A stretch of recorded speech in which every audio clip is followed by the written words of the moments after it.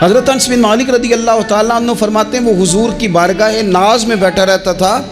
اس کے بھائی نے آ کے شکایت کی، یا رسول اللہ صلی اللہ تعالیٰ علیہ وسلم یہ کوئی کام ہی نہیں کرتا، کوئی محنت نہیں کرتا، کوئی جدوجہد نہیں کرتا، آگے نہیں بڑھتا، مجھے اس کی ضروریات کی کفالت کرنی پڑتی ہے، مجھے جدوجہد کرنی پڑتی ہے، مجھے اس کے معاملات کا خیال رکھنا پڑتا ہے، آپ اسے سمجھائیں۔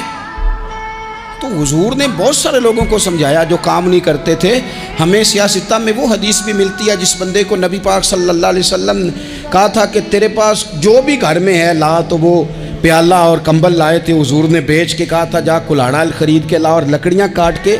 تو بیچ کے اپنا اور اپنے گھر والوں کا پیٹ پال۔ یہ ساری باتیں اپنی جگہ پر یہاں نبی پاک نے ایک روحانی مسئلے کا حل بھی بتایا۔ اللہ کے محبوب علیہ السلام سے عرض کی حضور یہ یہیں بیٹھا رہتا ہے اور سارے ہی کام مجھے کرنے پڑتے ہیں۔ حضور نے نظر مبارک اٹھا کے بھائی کی جانب دیکھا جو بھائی کا شکوہ کر رہا تھا، تو کریم محبوب فرمانے لگے ہو سکتا ہے یہ جملے میرے محبوب کے، ان کو کہیں لکھنا، ان کی مٹھاس دیکھو، ان کا حسن دیکھو، اور بھائیوں کی محبت کے بیچ جو رسول پاک پیوند لگا رہے ہیں اور جوڑ رہے ہیں اور جس انداز میں بھائی کو بھائی سے ملا رہے ہیں، اس لہجے کے حسن کی مٹھاس کو بھی ذرا چکھ کے دیکھو۔ حضور فرمانے لگے ہو سکتا ہے رب تمہیں جو رزق دے رہا ہے وہ اسی بھائی کی وجہ سے دے رہا ہے۔ بھائی پائیاں دے ویری ہوندے تے بھائی ہی پائیاں دیاں باواں، او بھائی ہو سکتا ہے اس کی وجہ سے تجھے مل رہا ہو، اس کی وجہ سے۔ وہ دروازے نہ بند کریں جن دروازوں کی برکت سے روزی آتی ہے،